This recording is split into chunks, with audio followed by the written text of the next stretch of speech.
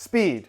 You can't teach it, but you can buy the latest football boots and pretend like they make you faster. And before people start coming after me in the comment section, your mind is powerful and there's something to be said about the placebo effect. So it is entirely possible that speed boots could make you a little bit faster. With that said, what I want to focus on in this video and what I tend to focus on the channel is objective performance. So with that idea in mind, who makes the best speed boots in 2021? With the three contenders being the Puma Ultra 1.1, the Adidas X Ghosted 0.1, and the Nike Mercurial Vapor 14 Elite. And the main reason why I picked these three boots in particular is one, because I think they're all objectively some of the best boots you can buy in the speed category, and two, they compare well and are actually competing against each other, where boots like the made in Japan Mizuno Morelia Neo 3 Beta is a top-notch speed boot, easily as good as the three that I just mentioned. But if you're on the market for a top-of-the-line kangaroo leather speed boot, this is absolutely the one you should buy. It has no competitors. Same goes for the Adidas X Ghosted Plus, their laceless speed boot, which I would argue is objectively not as good as the 0.1 variation, which is why I don't have it in this main comparison. But if you're after a laceless pair of speed boots,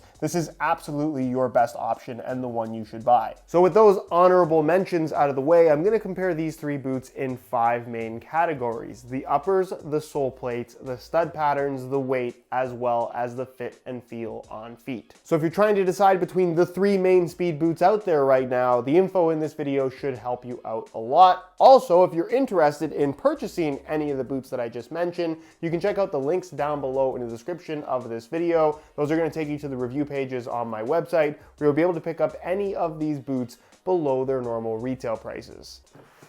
Hold on, what? This video is brought to you by Pure Grip Socks, available at puregripsocks.com, $14.99 a pair for really good grip socks that are not overpriced like some of the other grip socks that are out there. Oh, and it's linked in the description?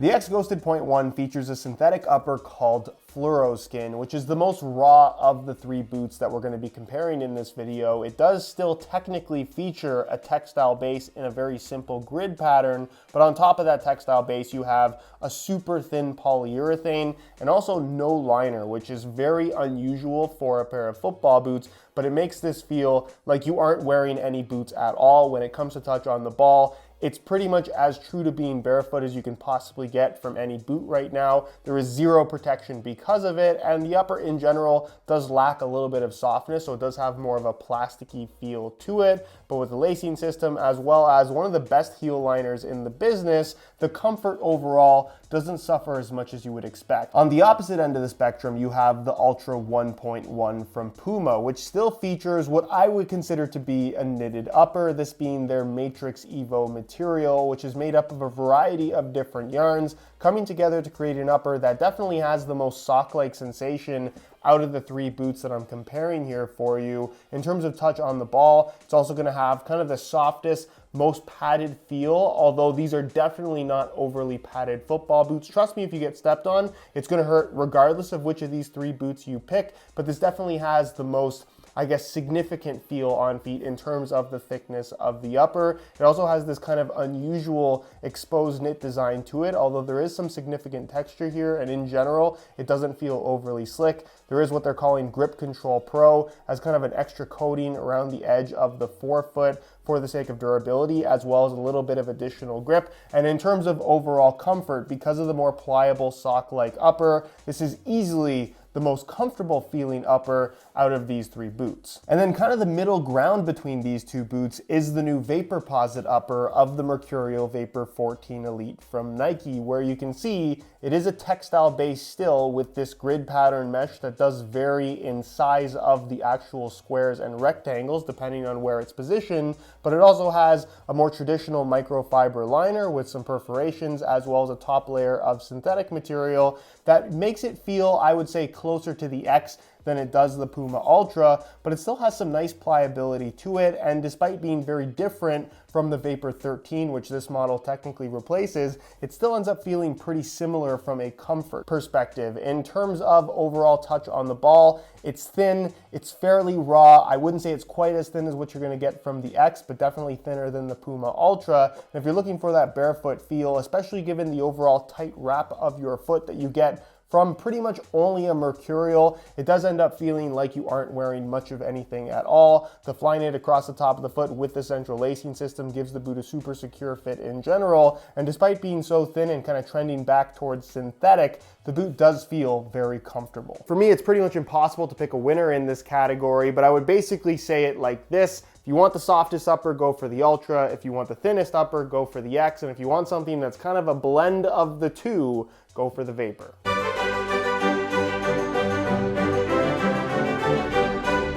The Puma Ultra features by far the simplest sole plate design out of these three boots, and is also probably the most unextraordinary when it comes to overall feel, but that's not to say that it's bad, and for what it lacks in, I guess, technical advancement, it makes up for in just being extremely lightweight, which you'll see a little bit later in the video. Nonetheless, it does have some responsiveness to it, but in comparison to the other two, it's going to have the most flexible, natural sensation underfoot. The external heel counter is something that I really like as well, and in general, this is just a very normal feeling sole plate, especially when compared to the other two boots. The Vapor 14 features a slightly evolved variation of what we saw introduced on the Vapor 13, where it still features the Aero track design through the forefoot, which gives this more responsiveness and kind of kickback than you'd expect from something that looks to be a pretty traditional plastic forefoot stud plate. Of course, for the Vapor 14, they have added this bar connecting the stud plate in the forefoot to the one in the heel, although it's not something that really impacts feel or performance of the sole plate in any way at all. For me, the star of the show, along with the responsive sensation,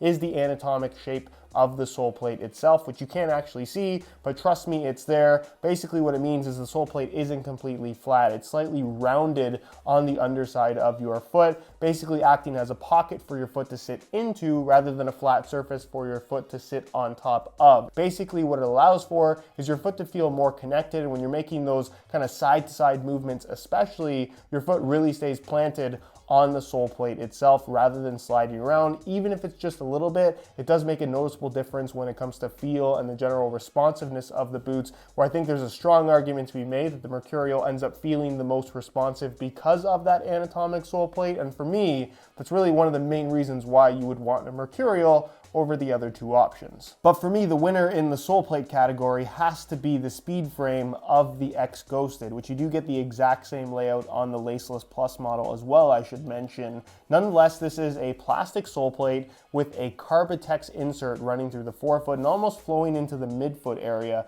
What's unique about this is its functional carbon fiber in terms of really giving you this crazy energy return and spring back effect when your foot bends and kind of leans into the forefoot of the football boot, which is what you're going to do when you're sprinting and changing direction. It's a very subtle thing that I don't think makes quite the difference that a lot of people would anticipate, but there is a noticeable difference nonetheless, and really very cool to see some truly functional tech on a sole plate utilizing carbon fiber. It also does have a slightly raised forefoot compared to the heel, which is inspired by a sprinter spike. Really does do a good job of putting you on your toes, something that previously you could really only get from a Mercurial stud pattern. And I also really like the external heel counter that is directly attached to the sole plate itself. Super unique feel, really solid base, crazy responsiveness. This for me is the best sole plate, definitely available right now, arguably of all time ever to be featured on a speed boot.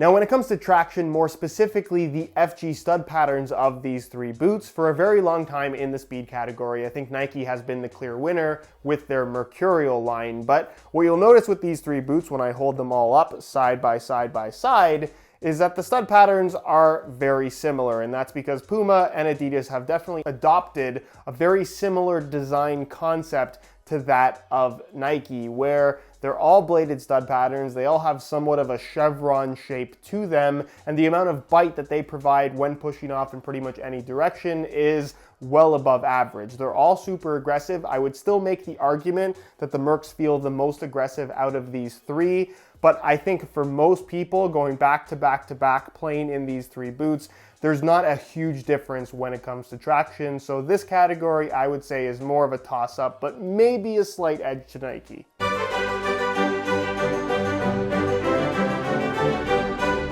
The scale does not lie. So instead of me talking about how light these boots are, let me just show you all three in a size 9.5 US. We'll start with the X Ghosted 0.1, and you can see that they weigh in at 6.9 ounces, the equivalent of 196 grams, which is very lightweight.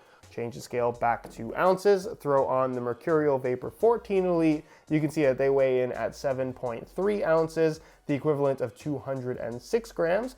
Change the scale back to ounces one more time, and we'll throw on the Puma Ultra 1.1, and you can see that they weigh in at 6 ounces exactly, the equivalent of 170 grams. The Mercs are the heaviest, the X is slightly lighter, and the Ultra is far and away the winner here. And honestly, if you're looking for that weightless sensation on your feet, while all three of these are nice and light, the Ultra really does feel that much lighter. So if having the lightest possible feel from your football boots is extremely important to you, this is going to offer a much better experience than these two.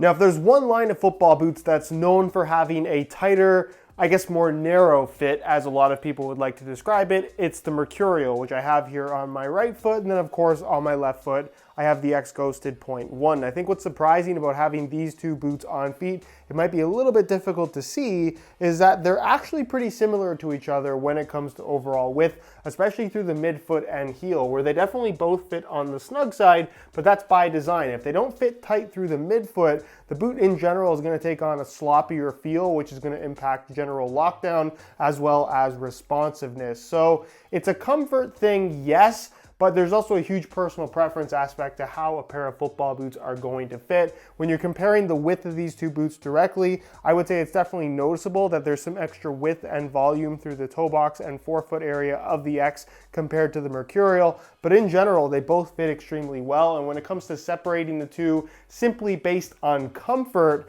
I think the shape of your foot specifically is really what's going to be the determining factor, where if you have a slightly wider foot, you might be slightly more comfortable in the X versus the Mercurial, but they're both very comfortable boots considering how thin they are. The one thing I'll also mention is that the X, out of the three boots in this video, is by far the most difficult one to put on. Where the Puma Ultra really separates itself from the other two is in the fit and comfort department, where I'll be straight up honest with you guys. For me personally, it is by far the most comfortable speed boot option out of the three in this video, and really the most comfortable speed boot you can buy right now. And I realize a lot of people are probably screaming at the screen right now, what about the Morelia Neo 3 Beta? And yes, that's a very comfortable football boot, but for my foot type, the Ultra just feels really good. It has a little bit more width to it. It has arguably a little bit too much volume, but one that ultimately still fits extremely well. This is one of those football boots that they truly did design to fit absolutely everybody, and with the nice deep central lacing system,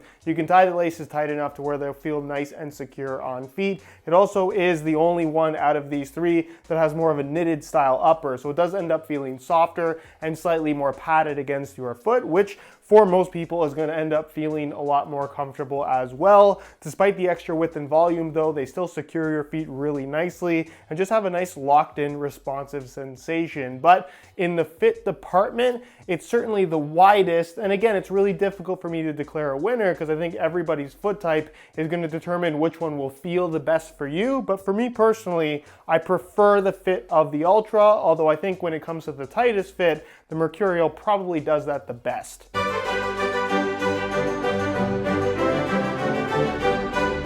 Now let me start off by saying that there is absolutely not a bad choice from these three boots, and from the 10 years or so that I've been reviewing football boots, this is the first time that I can remember where Nike, Adidas, and Puma have three truly competitive options in the same category, let alone the speed category, which is by far the most competitive. It's what all the big brands want to dominate in. And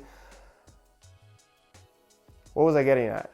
With that said, there has to be winners and losers, and I'm going to rank them from worst to best based on my own personal preferences. Just keep in mind that my taste might be a little bit different from yours. All three of these are very good. Feel free to rank them yourself down below in the comment section. Just don't take this too personally, because people seem to get upset when they don't agree with my opinion on a pair of football boots. In third place, also known as last, I have the Nike Mercurial Vapor 14 Elite. And this is a hard thing for me to do because I think that the Mercurial has dominated the speed boot category for a number of years now, especially when you're talking about objective performance. And there's an argument to be made that this is still objectively the best speed boot that you can buy right now. It's not flawed in many ways at all, and it certainly wouldn't be a bad choice. But the reason why I have it behind the other two is, for me, when it comes to the fit, when it comes to overall comfort, when it comes to what I really enjoy in a pair of football boots, it just doesn't do it for me, or at least doesn't do it for me as much as the other two. And I'll explain why in just a second. In second place, and this is where I think some people will end up getting a little bit upset with me, I have the Adidas X Ghosted 0.1. And the reason why I have this in second is because I really appreciate what Adidas have done here. People have been screaming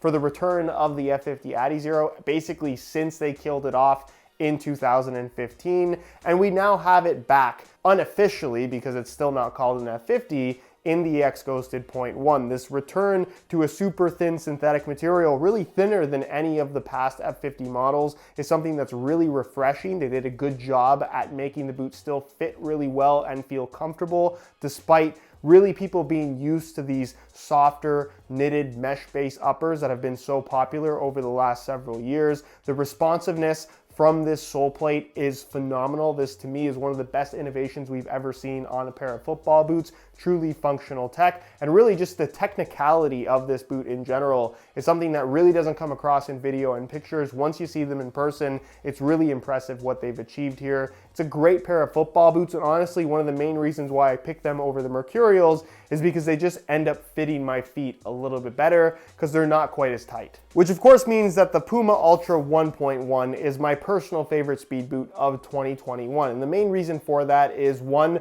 comfort. I really like the raw synthetics of the other two, but the knitted upper, this Matrix Evo material, is truly impressive in terms of still being really thin, but also giving you this comfort and flexibility and just general sock-like sensation without feeling bulky that I don't think many knitted uppers have done quite as well as this one. The way that it fits is a little bit wider, there's a little bit more volume, so it's slightly more relaxed than the other two, which I personally find to be more comfortable, especially being slightly flat-footed. And then there's the weight. These just feel weightless on your feet, and when you combine that with the comfort, it's basically like not wearing anything at all. And for me, with a pair of speed boots, that's something that I really enjoy. I want to be as comfortable as possible, and when you can give me all of the performance benefits that you expect to be featured in a speed boot, like the responsiveness, like the thin upper, like the aggressive traction, and you can make the boots feel like they don't weigh anything at all, that to me is a really impressive technical achievement, and the reason why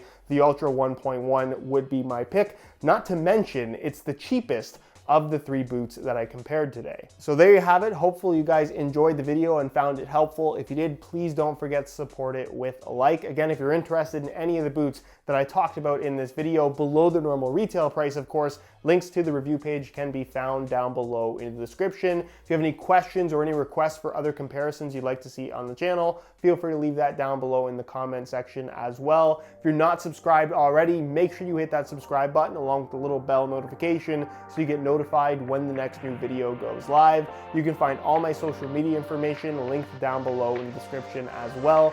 And other than that, guys, thank you so much for watching, and we'll see you in the next one.